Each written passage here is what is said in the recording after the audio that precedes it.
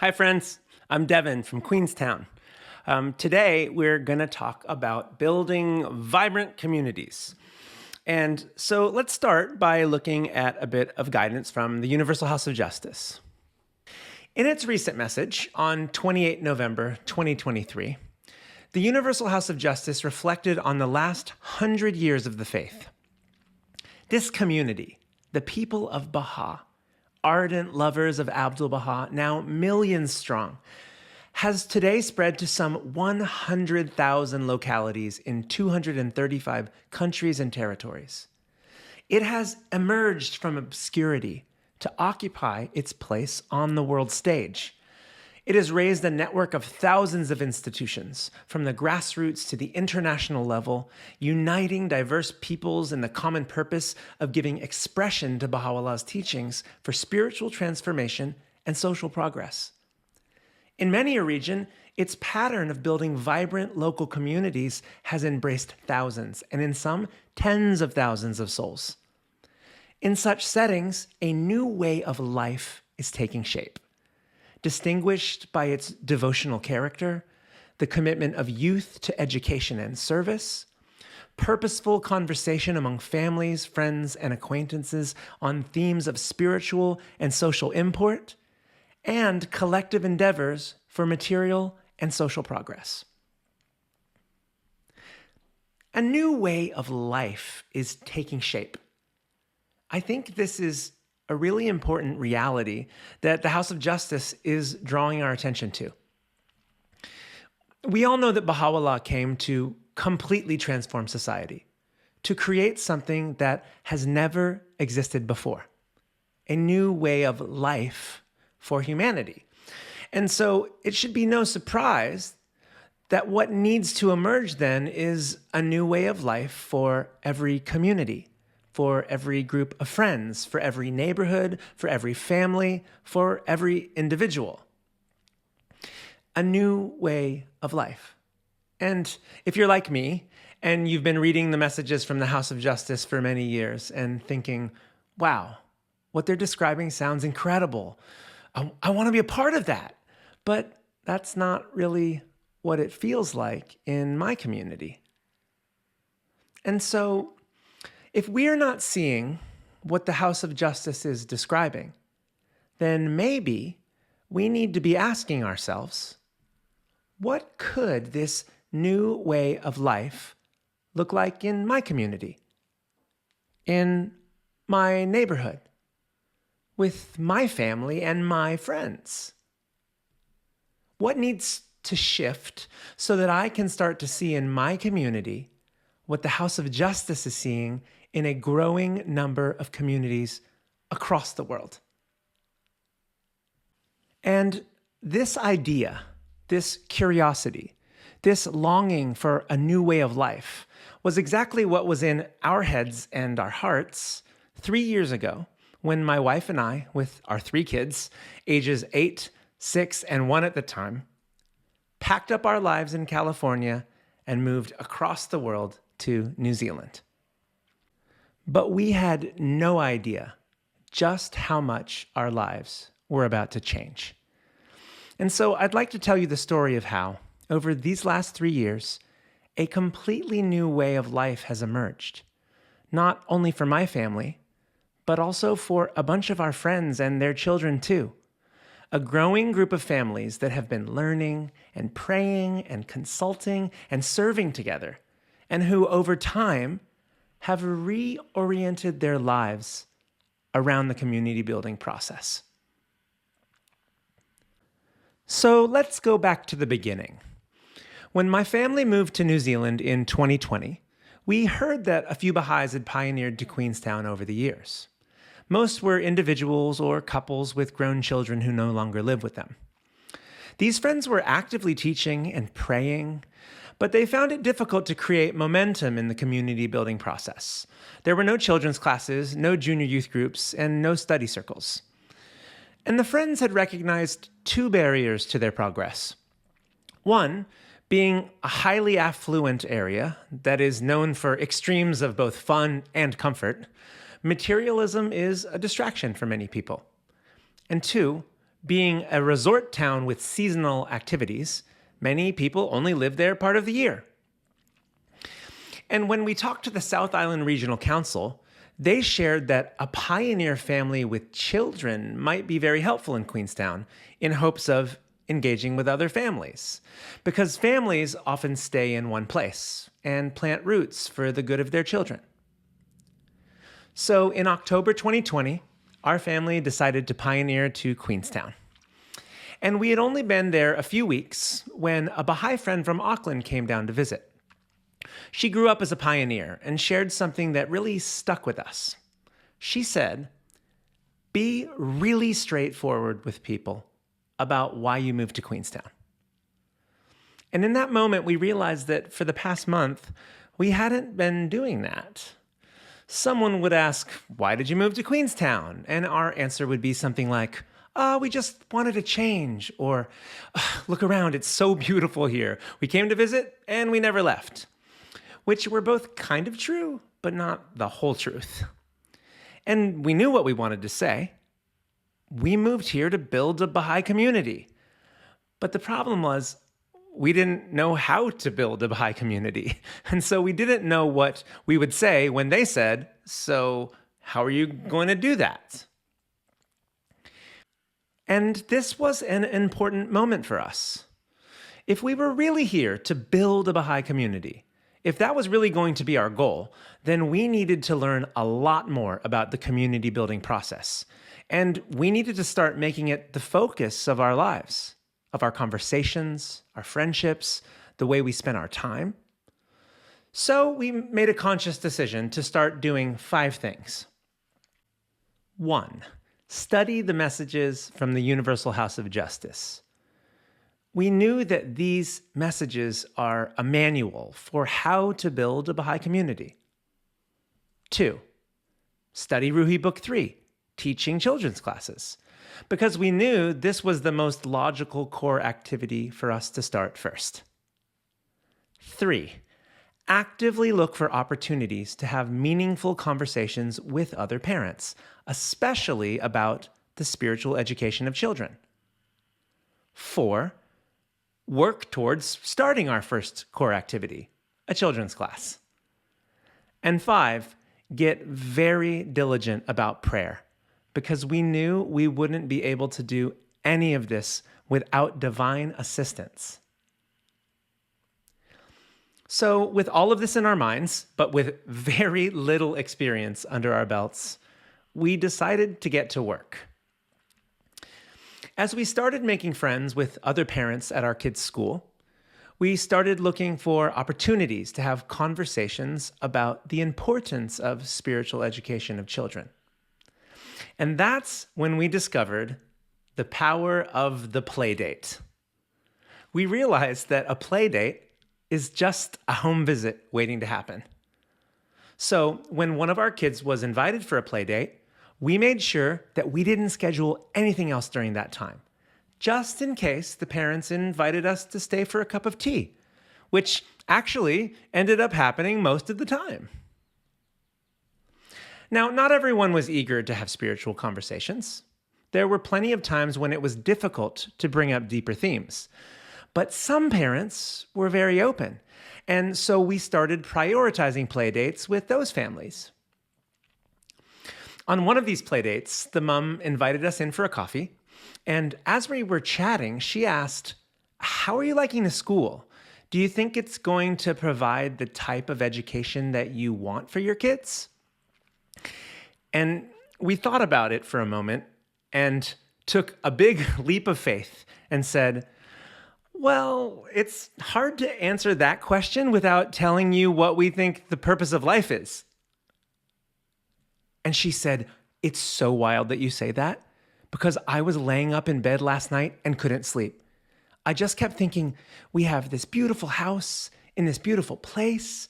We're financially secure, and everything seems just fine. So is this it? Have we really achieved it all? Is there nothing more to life than this? There's got to be something more to life than this." And for the next few hours, we had such a deep, meaningful conversation about the soul and the purpose of life and the importance of growing our spiritual qualities. It was an awesome day. And it was just the first of many conversations we would have with this friend over the coming months. And as we were reflecting afterwards, we realized something that flipped our initial assumptions upside down. We had this idea that materialism was going to be this huge barrier in Queenstown. But to this mom, who was primarily focused on raising good children, materialism was not actually a barrier, but rather her material success and the time and freedom it was giving her was actually leading her to question the very purpose of her life and wonder, is there anything more? And this was an important realization for us. This process is for everyone.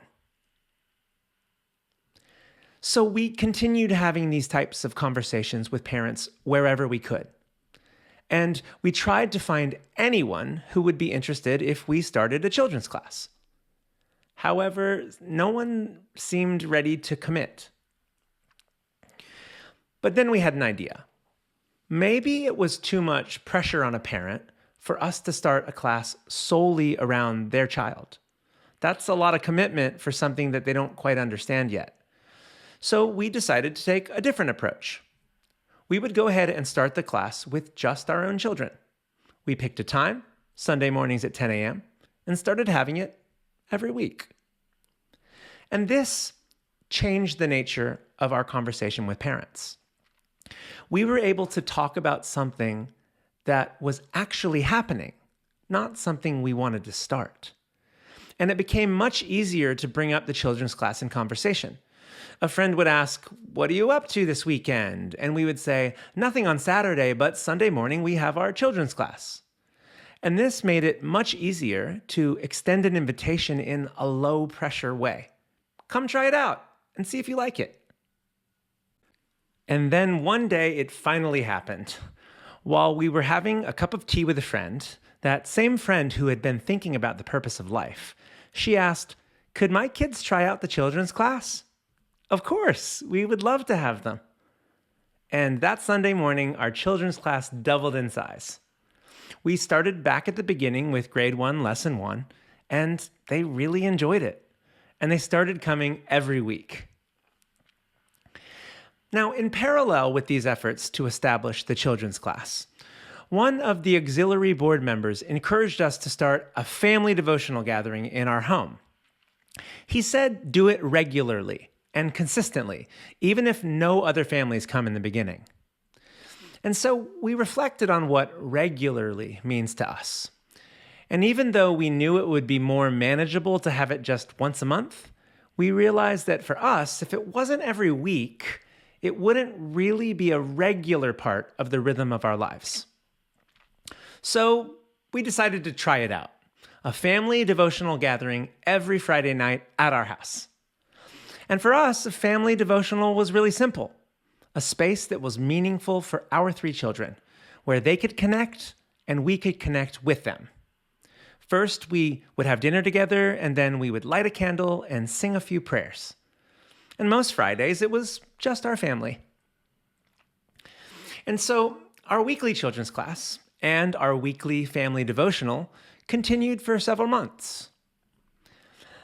Then one day, we were on a Zoom call with children's class teachers around the South Island, organized by the Regional Institute Board. There was a couple who was teaching a children's class with their kids and some of their friends' kids from the neighborhood. And they shared about a shift they had recently had in their mindset. They had stopped thinking of the class as a service they did for their friends, but rather as a service they did with their friends. And so they started telling parents that they needed help with their class, and a few of the parents began joining each week to help. This really inspired us. And so the next week, we invited the mom of the 2 kids in our class to stay and help out. And so she came, and she stayed the whole time and helped out with the class. And we could tell that she was very moved by the devotions at the end. And as it turns out, that was her very first experience with prayer in her whole life, which led her to ask, "Do you do prayers like this regularly as a family?" To which we responded, "We actually have a gathering every Friday night where a few families come over for dinner and prayers." And she asked if her family could come, and we said, of course. And their whole family came that Friday night, and they loved it, and they started coming regularly. And this was really a turning point for us, because we started to see the interconnections between these two weekly activities. The kids would memorize a quote at the children's class, and they would share it later that week at the family devotional. And as we saw this process beginning to have an effect on this family, we thought, if they like it, maybe other families will like it too. And so we started to gain more confidence in extending invitations to other families. And then one day, while we were standing in line at the grocery store, we met Mandy. Mandy is one of those people who just radiates joy. And you just feel like, I need to talk to this person. So we struck up a conversation with her, and we could instantly tell that she is a seeker. She's open-minded and open-hearted, and we became fast friends.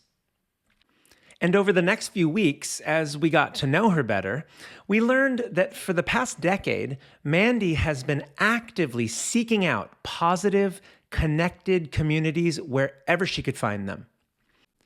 She enrolled her 3 sons in a Catholic school so that they would have a spiritual education intertwined with their academic education, even though she's not a Christian.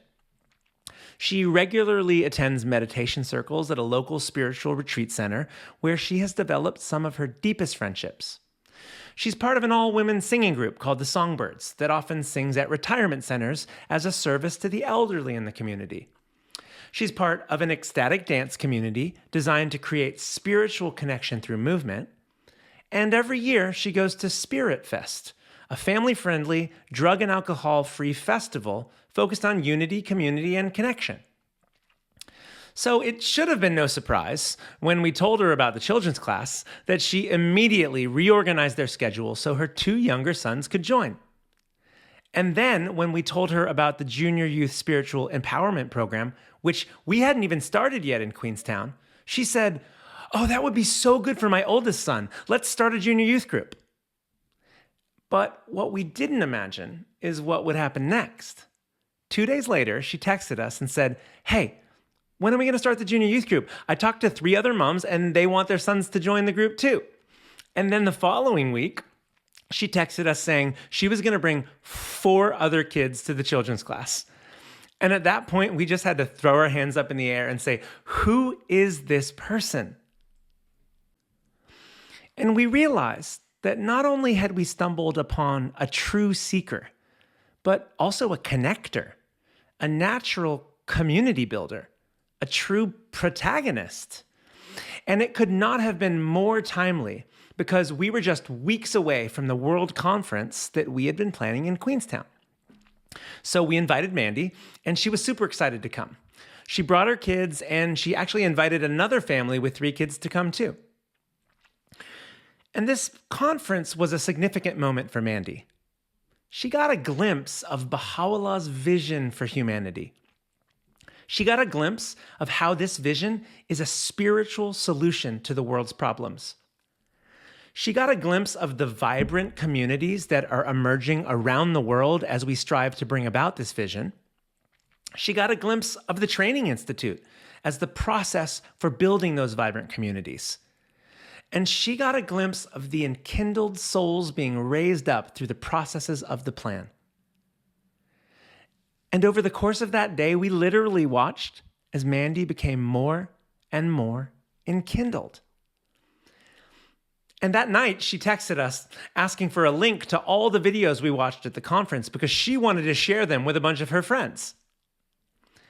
And then the following day, at our weekly children's class, Mandy noticed Ruhi Book 1 sitting on the counter. And she recognized it from a presentation at the conference. And her eyes lit up and she asked, "Oh, is this the first book? I want to do the first book.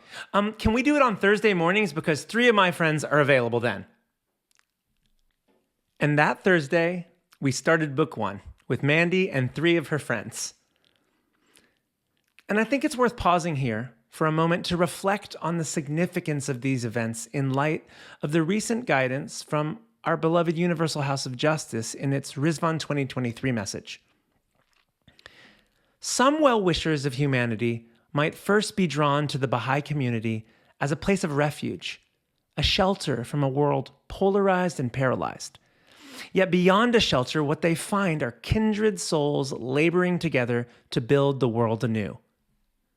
Yet beyond a shelter, what they find are kindred souls laboring together to build the world anew. This is what Mandy found at the conference. This is what she didn't even realize she had been looking for in all those other communities. She didn't just want to retreat into a shelter. She wanted to help build the shelter. She wanted to be a part of the shelter. She was longing for kindred souls with whom she could labor together to build the world anew.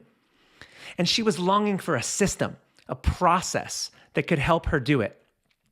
And although this process was only just beginning in Queenstown, she had glimpsed the vision, and she was eager to roll up her sleeves and get to work. It's now been a year and a half since the Queenstown conference, and from a small group of initial friends, our community has exploded. There are now 55 friends of the faith regularly engaged in the community building process.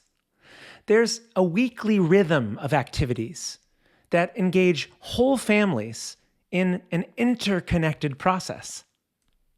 On Mondays, we have a grade 1 children's class for 5 to 7-year-olds, and we have a grade 3 children's class for 8 to 10-year-olds. There are 2 parents practicing to be teachers, and there's 1 junior youth assisting with the class. On Tuesdays, we have a brand new junior youth group of 11 to 12-year-olds. This group has just graduated from a grade 2 children's class. There are 2 parents practicing to be animators, and there are 2 older junior youth assisting with the group. On Wednesdays, we have the older junior youth group, 13 to 15-year-olds. They've been together for a year and a half now. There are 3 parents practicing to be animators. We now have monthly junior youth nights where the junior youth can invite any of their friends who want to experience the group. And we recently held our first overnight camp. On Thursday is the nucleus meeting and study circle with 6 of the parents. We reflect, we consult, we plan, and we study. We completed book 1, and we've started on book 2.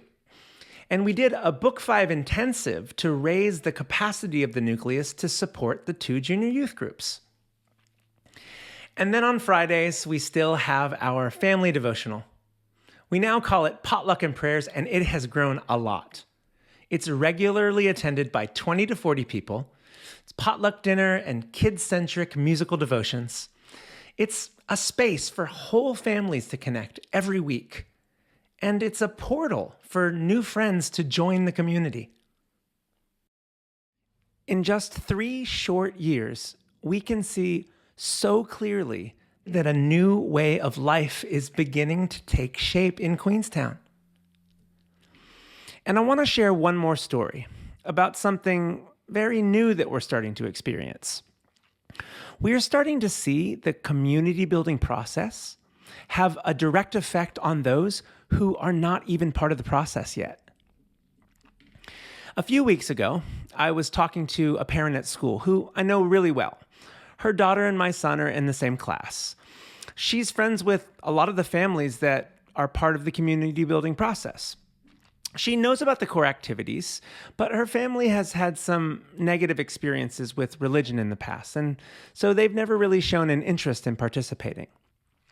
But that day after school, both our kids were playing with a group of other kids. And referring to another one of the boys in the group, she said, "I can't believe they're hanging out together."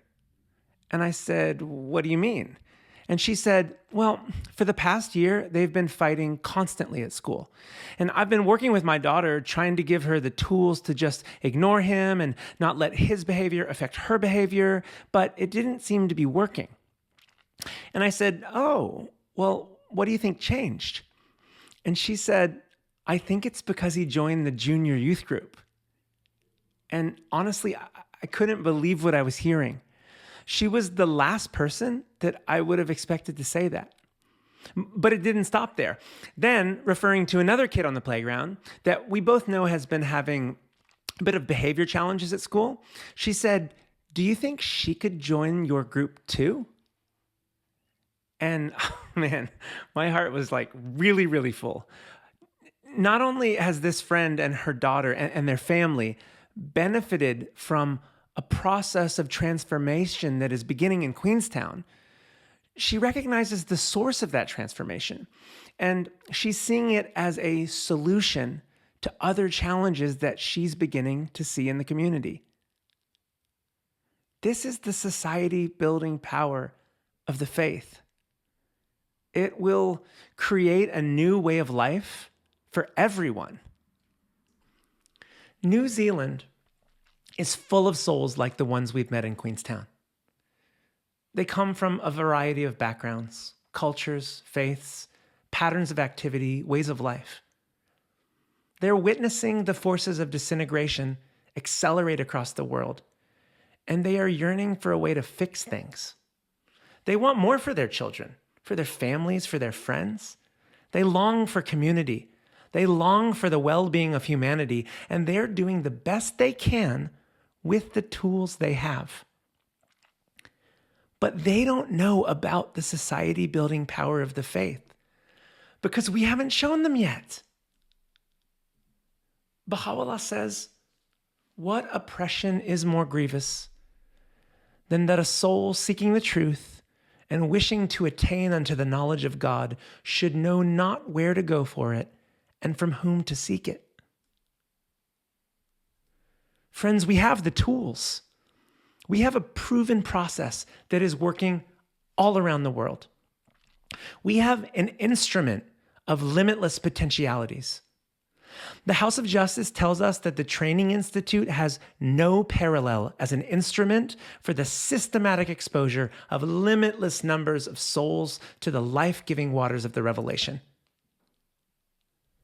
And this is the mission that the House of Justice has entrusted us with. We have to learn how to use this instrument. We have to learn to trust the process and discover its power. We have to learn to share it openly and confidently with our friends and invite them to join us in this life-changing process. So, to make this very practical, let's summarize a few of the key learnings that our family has had over the past 3 years. 1, make the community building process the focus of your family. 2, be straightforward with people about your focus and nurture friendships with those who are interested. 3, start a core activity and do it regularly, even if no one else is coming yet. If you build it, they will come.